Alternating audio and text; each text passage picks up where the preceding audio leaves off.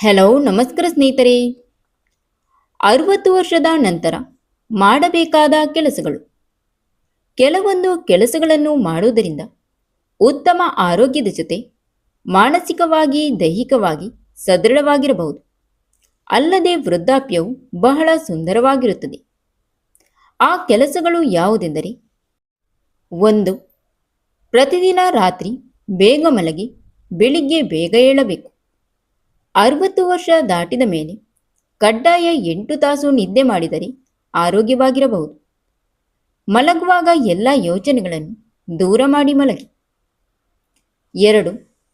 ಯೋಜನೆಗಳನ್ನು ದೂರಕ್ಕಿಟ್ಟು ನೆಮ್ಮದಿಯಿಂದ ಮಲಗಿ. ಬೇಗನೆ ಮಲಗಿ ಬೇಗ ಏಳುವ ಅಭ್ಯಾಸ ಮಾಡಿಕೊಳ್ಳಿ. 3. ಬೆಳಿಗ್ಗೆ ಎದ್ದ ನಂತರ 1 ಲೋಟ ಉಗುರು ಬೆಚ್ಚಗಿನ ನೀರನ್ನು ಕುಡಿದು ನಿಮ್ಮ ಸಾಮರ್ಥ್ಯಕ್ಕೆ ಅನುಗುಣವಾಗಿ ದೇವರ ಸೇವೆ ಜೊತೆಗೆ ಯೋಗ, ಪ್ರಾಣಾಯಾಮ, ವಾಕಿಂಗ್, ವ್ಯಾಯಾಮ, ಧ್ಯಾನ ಅಭ್ಯಾಸ ಮಾಡಿಕೊಳ್ಳಿ. ಪುಸ್ತಕ ಓದುವುದು, ಬರೆಯುವುದು ಅಥವಾ ಇತರ ಚಟುವಟಿಕೆಗಳಿಗೆ ನಿಮ್ಮನ್ನು ತೊಡಗಿಸಿಕೊಳ್ಳಿ. ಇದರಿಂದ ನಿಮ್ಮ ಮಾನಸಿಕ ದೈಹಿಕ ಆರೋಗ್ಯ ಉತ್ತಮವಾಗಿರುತ್ತದೆ. 3. ದುಂದುವೆಚ್ಚ ಮಾಡದೆ ಹಣವನ್ನು ಮಿತವಾಗಿ ಖರ್ಚು ಮಾಡಿ. ಉಳಿತಾಯ ಮಾಡಿದ ಈ ಹಣವೇ ಇನ್ನೊಂದು ದಿನದ ಖರ್ಚಿಗೆ ಸಾಕಾಗುತ್ತದೆ. ನಿಮ್ಮ ಅವಶ್ಯಕತೆಗೆ ತಕ್ಕಂತೆ ಹಣ ಉಳಿತಾಯ ಮಾಡಿಟ್ಟುಕೊಳ್ಳಿ. ನಿಮ್ಮನ್ನು ವೃದ್ಧಾಪ್ಯದಲ್ಲಿ ರಕ್ಷಿಸುವುದು ಈ ಹಣವೇ ಆಗಿರುತ್ತದೆ. 4. ಕೊನೆಗಾಲದಲ್ಲಿ ಎಲ್ಲರೂ ಕೂಡ ನಿರ್ಲಕ್ಷ್ಯ ಮಾಡುತ್ತಾ ಏನೂ ಕೊಡದೆ ಸರಿಯಾಗಿ ನೋಡಿಕೊಳ್ಳುವುದಿಲ್ಲ. ಆದ್ದರಿಂದ ಮಕ್ಕಳ ಮೇಲೆ ಹೆಚ್ಚು ಆಸೆ ಇಟ್ಟುಕೊಳ್ಳಬೇಡಿ. ಯಾವ ಸಮಯದಲ್ಲಿ ಯಾರು ಹೇಗೆ ಬದಲಾಗುತ್ತಾರೆ ಎಂದು ಹೇಳಲು ಬರುವುದಿಲ್ಲ. ಹಾಗಾಗಿ ಆದಷ್ಟು ಬೇರೆಯವರ ಮೇಲೆ ಅವಲಂಬಿತರಾಗಬೇಡಿ. 5. ನಿದ್ದೆ ಮಾಡಿ ಏಳುವಾಗ ಎದ್ದು ಕನಿಷ್ಠ 30 ಸೆಕೆಂಡಾದರೂ ಕುಳಿತು ನಂತರ ಓಡಾಡಬೇಕು. ಯಾಕೆಂದರೆ ಎಚ್ಚರವಾಗಿದ್ದರೂ ದೇಹ ನಿದ್ರಾವ್ಯವಸ್ಥೆಯಲ್ಲೇ ಇರುತ್ತದೆ. 6. ಪತಿ ಅಥವಾ ಪತ್ನಿ ಸಾವನ್ನಪ್ಪಿದ ನಂತರ ಒಂಟಿ ಜೀವನ ನರಕದಂತೆ ಇರುತ್ತದೆ. ಅಂಥವರು ಮನೆಯಲ್ಲಿ ಹೆಚ್ಚು ಸಮಯ ಕಳೆಯಬೇಡಿ. ಬದಲಾಗಿ ಮನೆಯ ಹೊರಗಡೆ ಬಂದು 4 ಜನರನ್ನು ಸ್ನೇಹಿತರನ್ನಾಗಿ ಮಾಡಿಕೊಂಡು ಅವರೊಂದಿಗೆ ಮಾತನಾಡಿ. ನಿಸರ್ಗದಲ್ಲಿ ಸ್ವಲ್ಪ ಸಮಯ ಕಳೆಯಿರಿ. ಇದರಿಂದ ನಿಮಗೆ ಆ ಸಮಯದಲ್ಲಾದರೂ ಒಂಟಿತನದ ಯೋಚನೆ ದೂರವಾಗುತ್ತದೆ. ಇಲ್ಲವಾದರೆ ನಿಮಗೆ ಇಷ್ಟವಾದ ಯಾವುದಾದರೂ ಕೆಲಸ ಮಾಡಿ. 7. ಮನೆಯಿಂದ ಹೊರಗಡೆ ಹೋಗುವಾಗ ನಿಮ್ಮ ಬಳಿ ಮೊಬೈಲ್ ಇದ್ದರೆ ಚಾರ್ಜ್ ಮಾಡಿಕೊಳ್ಳಿ. ಒಂದು ಪೇಪರ್ ಅಥವಾ ಪುಟ್ಟದಾದ ಡೈರಿಯಲ್ಲಿ ನಿಮ್ಮ ಮನೆಯ ಸದಸ್ಯರ ಒಂದಿಬ್ಬರ ಫೋನ್ ನಂಬರ್ ಬರೆದುಕೊಳ್ಳಿ. ಯಾವುದಾದರೂ ಸಂದರ್ಭದಲ್ಲಿ ನಿಮಗೆ ತೊಂದರೆಯಾಗಿದ್ದರೆ ಬೇರೆಯವರು ನಿಮ್ಮ ಮನೆಯವರನ್ನು ಸಂಪರ್ಕಿಸಲು ಇದು ಸುಲಭವಾಗುತ್ತದೆ. 8.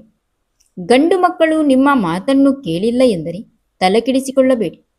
ಯಾಕೆಂದರೆ ಆ ಸಮಯದಲ್ಲೇ ತಂದೆ ತಾಯಿ ಮಾತಿಗಿಂತ ಹೆಂಡತಿ ಮಾತು ಅವರಿಗೆ ಮುಖ್ಯವಾಗಿರುತ್ತದೆ.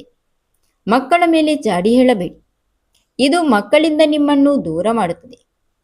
ನಿಮಗೆ ನಿಮ್ಮ ಮಗ ನೀವು ಹತ್ತಿರವಾಗಬೇಕೆಂದರೆ ಸೊಸೆಯನ್ನು ಮಗಳ ರೀತಿ ಪ್ರೀತಿಯಿಂದ ಕಾಣಬೇಕು. 9. ಸ್ನಾನ ಮಾಡುವಾಗ ಬಾಗಿಲಿನ ಚಿಲಕ ಹಾಕದಿದ್ದರೆ ಒಳ್ಳೆಯದು. ಸ್ಟೂಲ್ ಅಥವಾ ಚೇರ್ ಮೇಲೆ ಕುಳಿತು ಸ್ನಾನ ಮಾಡಬೇಕು. ನಿಂತುಕೊಂಡು ಸ್ನಾನ ಮಾಡಬಾರದು. ಸ್ನಾನ ಮಾಡುವಾಗ ತುಂಬ ಬಿಸಿ ನೀರನ್ನು ಸ್ನಾನ ಮಾಡಬೇಡಿ. ಬಿಸಿ ಸ್ನಾನ ಮಾಡುವುದರಿಂದ ಆಯಾಸ, ತಲೆಸುತ್ತು, ದೇಹ ನಿತ್ರಾಣ ಈ ರೀತಿ ಸಮಸ್ಯೆಗಳು ಒಮ್ಮೊಮ್ಮೆ ಕಾಡುತ್ತದೆ. 10. ಈಗಾಗಲೇ ನಿಮ್ಮೆಲ್ಲ ಸಾಲಗಳು ತೀರಿ ಹೋಗಿದ್ದರೆ ಬಹಳ ಒಳ್ಳೆಯದು. ಯಾಕೆಂದರೆ ಮಕ್ಕಳಿಗಾಗಿ ಮಾಡಿದ ಸಾಲ ವಯಸ್ಸಾದರೂ ತೀರಿಸದಿದ್ದರೆ ಮಕ್ಕಳು ಆ ಸಾಲ ತೀರಿಸುತ್ತಾ ಚುಚ್ಚು ಮಾತುಗಳನ್ನಾಡಿ ನಿಮ್ಮ ಮೇಲಿನ ಗೌರವ ಕಡಿಮೆ ಮಾಡಿಕೊಳ್ಳುತ್ತಾರೆ. 11. ವಾಹನಗಳನ್ನು ಓಡಿಸುವಾಗ ಕಾರ್ ಅಥವಾ ಬೈಕ್ನಲ್ಲಿ ಒಬ್ಬರೇ ಹೋಗಬೇಡಿ. ಯಾರಾದರೂ ಜೊತೆಯಲ್ಲಿ ಇರಬೇಕು. ಕೊನೆ ಪಕ್ಷ ನಿಮ್ಮ ಗೆಳೆಯನನ್ನಾದರೂ ಜೊತೆಯಲ್ಲಿ ಕರೆದುಕೊಂಡು ಹೋಗಿ. 12. ಮಕ್ಕಳು ಹೇಳಿದ ಎಲ್ಲ ಮಾತಿಗೂ ತಲೆಯಾಡಿಸಬೇಡಿ. ನೀವು ಸಾಕಿ ದೊಡ್ಡವರನ್ನಾಗಿದ್ದ ಮಕ್ಕಳು ನಿಮ್ಮನ್ನು ತಿರುಗಿ ಪ್ರಶ್ನೆ ಮಾಡುವಂತೆ ಇಟ್ಟುಕೊಳ್ಳಬೇಡಿ. ವೃದ್ಧಾಪ್ಯದಲ್ಲೂ ಮಕ್ಕಳು ನಿಮಗೆ ಗೌರವ ನೀಡುವಂತೆ ನೋಡಿಕೊಳ್ಳಿ. 13. ಆಸ್ತಿ ಅಂತಸ್ತು ಹೆಚ್ಚು ಇಲ್ಲದೆ ಹೋದರೆ ಹಾಸಿಗೆ ಇದ್ದಷ್ಟೇ ಕಾಲು ಚಾಚಿ ಇದ್ದುದರಲ್ಲಿ ಎಲ್ಲವನ್ನೂ ನಿಭಾಯಿಸಿ. ಇದರಿಂದ ಮತ್ತೊಬ್ಬರ ಮುಂದೆ ತಲೆ ತಗ್ಗಿಸುವ ಪ್ರಮೇಯ ಇಲ್ಲ. 14. ಯಾವುದೇ ಔಷಧಿ ತೆಗೆದುಕೊಂಡರೆ ಕೇಳಿ ತೆಗೆದುಕೊಳ್ಳಿ, ನೀವಾಗಿ ಯಾವುದನ್ನು ತೆಗೆದುಕೊಳ್ಳಬೇಡಿ. 15. ವೃದ್ಧಾಪ್ಯದಲ್ಲಿ ಆನಂದದಿಂದ ಜೀವನ ಮಾಡುವುದು ಅತಿ ಮುಖ್ಯ. ಜೀವನದಲ್ಲಿ ಚಿಕ್ಕ ಚಿಕ್ಕ ಆಸೆ ಪಡುವುದು ಸಾಮಾನ್ಯ. ಅಂತಹ ಆಸೆಗಳು ಏನಾದರೂ ಉಳಿದಿದ್ದರೆ ಅದನ್ನು ಪೂರೈಸಿಕೊಳ್ಳಿ. ಇದು ಚಿಕ್ಕದಾಗಲಿ ದೊಡ್ಡದಾಗಲಿ ಒಂದು ಮನೆಯೆಂದು ಇರಲೇಬೇಕು. ಆದಷ್ಟು ಸ್ವಂತ ಮನೆ ಮಾಡಿಕೊಳ್ಳುವ ಕಡೆ ಹೆಚ್ಚು ಗಮನ ಕೊಡಿ. 16. ವರ್ಷಕ್ಕೆ 1 ಅಥವಾ 2 ಬಾರಿ ನಿಮ್ಮ ಪತಿ ಅಥವಾ ಪತ್ನಿ ಜೊತೆ ಪ್ರವಾಸಕ್ಕೆ ಹೋಗಿ ಬನ್ನಿ. ಇದರಿಂದ ಮಕ್ಕಳು, ಸೊಸೆ, ಮನೆಯ ಇತರ ಸದಸ್ಯರಿಗೂ ಸ್ವಲ್ಪ ಬಿಡುವು ನೀಡಿದಂತಾಗುತ್ತದೆ. ನಿಮ್ಮ ಮನಸ್ಸಿಗೂ ಹೊಸ ಜಾಗದಿಂದ ಬದಲಾವಣೆ ಸಿಗುತ್ತದೆ. 17. ವೃದ್ಧಾಪ್ಯಕ್ಕೆ ಬೇಕಾದ ಹಣ ಉಳಿತಾಯ ಮಾಡಬೇಕು. ಎಲ್ಲದಕ್ಕೂ ಮಕ್ಕಳ ಮುಂದೆ ಕೈ ಚಾಚುವಂತಿರಬಾರದು. ಆಸ್ತಿ, ಬಂಗಾರ, ಬೆಳ್ಳಿ, ಕೊಂಚ ಹಣವನ್ನು ಆಪತ್ಕಾಲಕ್ಕೆ ಇಟ್ಟುಕೊಂಡಿರಬೇಕು. 18. ನಿಮ್ಮ ಆಹಾರ ಸೇವನೆಯಲ್ಲಿ ಶಿಸ್ತು ಕಾಪಾಡಿಕೊಳ್ಳಿ. ಸಿಹಿ, ಕೊಬ್ಬು, ಕರಿದ ಪದಾರ್ಥಗಳನ್ನು ಹೆಚ್ಚು ಸೇವಿಸಬೇಡಿ. ಕೊಲೆಸ್ಟ್ರಾಲ್ ಹೆಚ್ಚಾದರೆ ಆರೋಗ್ಯದ ಸಮಸ್ಯೆ, ತೂಕ ಹೆಚ್ಚಾಗುತ್ತದೆ. 19. ಕನಿಷ್ಠ 6 ತಿಂಗಳಿಗೆ ಒಮ್ಮೆಯಾದರೂ ಬಿಪಿ, ಶುಗರ್, ಥೈರಾಯ್ಡ್ ಪರೀಕ್ಷೆಯನ್ನು ಮಾಡಿಸುತ್ತಾ ಇರಬೇಕು. ಇದರ ಪ್ರಕಾರ ನಿಮ್ಮ ಆಹಾರ, ದಿನನಿತ್ಯದ ಚಟುವಟಿಕೆಗಳನ್ನು ಬದಲಾಯಿಸಿಕೊಳ್ಳಬೇಕು. 18. ಸಿಗರೆಟ್, ಬೀಡಿ, ಕುಡಿತದ ಕೆಟ್ಟ ಅಭ್ಯಾಸಗಳು ಇದ್ದರೆ ಈಗಿನಿಂದಲೇ ಬಿಟ್ಟು ಬಿಡಿ. ಈ ಎಲ್ಲ ಕೆಟ್ಟ ಅಭ್ಯಾಸಗಳಿಂದ ದೇಹದಲ್ಲಿ ರೋಗನಿರೋಧಕ ಶಕ್ತಿ ಕಡಿಮೆಯಾಗುತ್ತದೆ. 19. ದುಃಖ, ಕೋಪ, ಭಯ, ಕೀಳರಿಮೆ, ವಿಕೃತ ಕಾಮ, ಅತಿ ನಾಚಿಕೆ ಸ್ವಭಾವ, ಚಪಲ ಗುಣಗಳನ್ನು ಹತೋಟಿಯಲ್ಲಿಡಿ.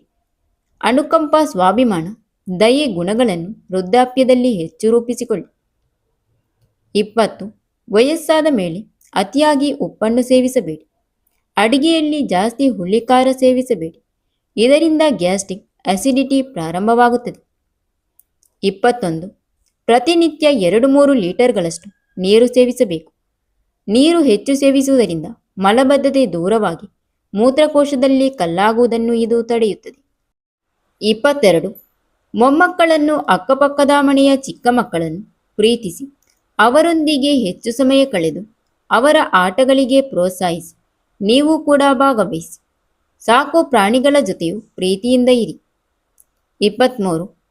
ನಿತ್ಯ ಜೀವನದಲ್ಲಿ ದೇವರ ಪೂಜೆ, ಭಜನೆ, ಮಂತ್ರ, ಶ್ಲೋಕ, ಪ್ರಾರ್ಥನೆಗಳನ್ನು ರೂಢಿಸಿಕೊಳ್ಳಿ. ಸಾಧ್ಯವಾದರೆ ಭಗವದ್ಗೀತೆಯನ್ನು ಓದಿ ಅಥವಾ ಕೇಳಿ. 24. ಪಿಂಚಣಿ ಹಣ, PF ಹಣ ಬಂದಾಗ ಅದರಿಂದ ಬಡ್ಡಿ ಬರುವ ಹಾಗೆ ಏನಾದರೂ ದಾರಿ ಮಾಡಿಕೊಳ್ಳಿ. ಇದು ನಿಮಗೆ ಕಷ್ಟಕಾಲದಲ್ಲಿ ಪ್ರಯೋಜನ ಬರುತ್ತದೆ. 25. ಮನೆಗೆ ಬಂಧುಗಳು ಬಂದಾಗ ಅವರ ಮುಂದೆ ಯಾವಾಗಲೂ ನಮ್ಮ ಆರೋಗ್ಯ ಸರಿಯಿಲ್ಲ ಎಂದು ಹೆಚ್ಚು ಬಾರಿ ಹೇಳಬೇಡಿ. ನಿಮಗೆ ತೀರಾ ಹತ್ತಿರವಾಗುವ ಸ್ನೇಹಿತರ ಬಳಿ ಮನಬಿಚ್ಚಿ ಎಲ್ಲ ವಿಚಾರಗಳನ್ನೂ ಹೇಳಿ, ಪರವಾಗಿಲ್ಲ. ಸ್ನೇಹಿತರೆ, ನಿಮ್ಮ ಮನಸ್ಸಿಗೆ ಏನು ಅನಿಸುತ್ತದೆಯೋ, ಹೇಗೆ ಸಮಾಧಾನವಾಗುತ್ತದೆಯೋ ಅದನ್ನೇ ಮಾಡಿ.